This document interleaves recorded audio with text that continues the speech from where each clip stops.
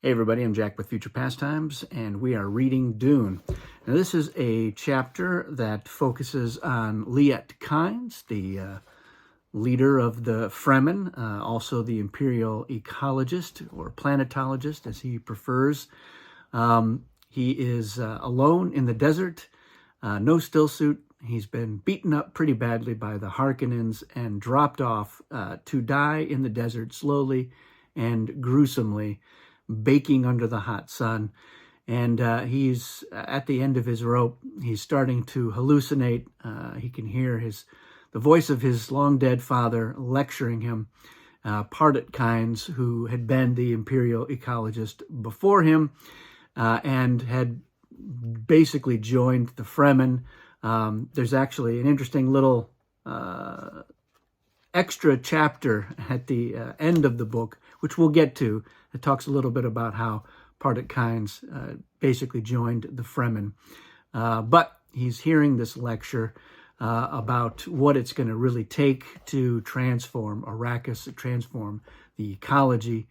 And I think that is in many ways the point of this chapter. I think it's a chance for Frank Herbert to really dive into and provide some details, because it might seem to some readers like, how do you transform an entire planet that is a desert into a paradise with lush, green, verdant hills of plains and forests?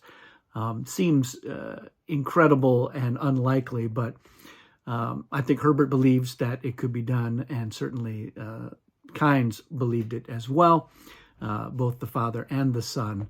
And so we're getting some of those details about the steps that it would take as Liet is dying. And he realizes pretty early on in this chapter that he, in his crawling, has found himself on top of a pre-spice mass. And we're getting a little bit of the science about how that works as well. This is what eventually becomes a spice blow that can produce spice to be harvested.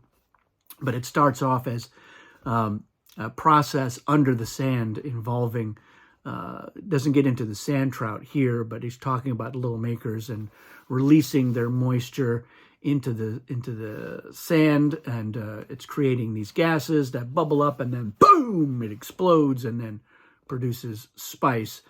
And Kynes realizes that if he doesn't get off of this bubble, that it's going to kill him. And ultimately, that's exactly what happens. He blows up in the spice blow, and that's what finally, mercifully, ends things for him. But beforehand, he's mulling things over, and he can see hawks and birds of prey circling over him, which he's hoping that the Fremen will notice and come and investigate. But they certainly don't in time by the end of this chapter.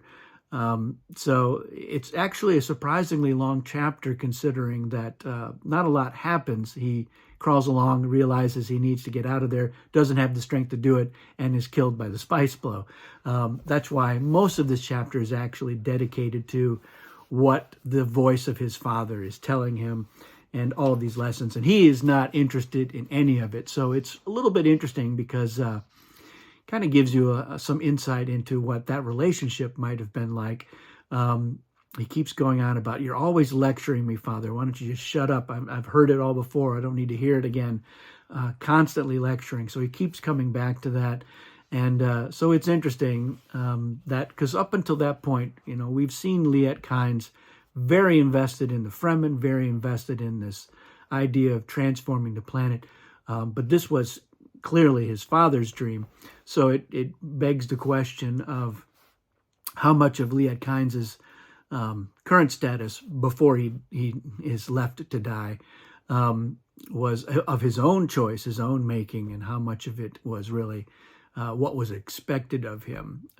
So we don't really get to resolve that, but it's certainly interesting to ponder and speculate over. So yeah, it's an interesting chapter because of all of the ecological elements. And if you know anything about Frank Herbert, you know that that was something he was just generally interested in. And again, as I mentioned in the previous video, it seems clear that he spent some time in the desert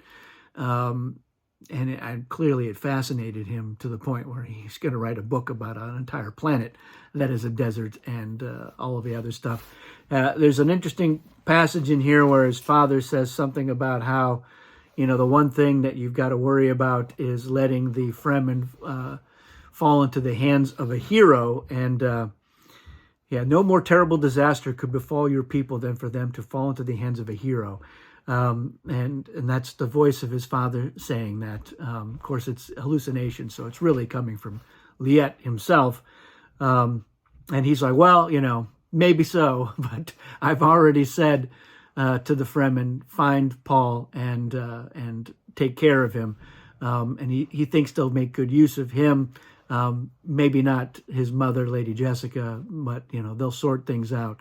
And we know from the previous chapter that they've just encountered them, but they're not necessarily on the lookout to rescue anybody, at least from the sounds of their words there at the end of the previous chapter.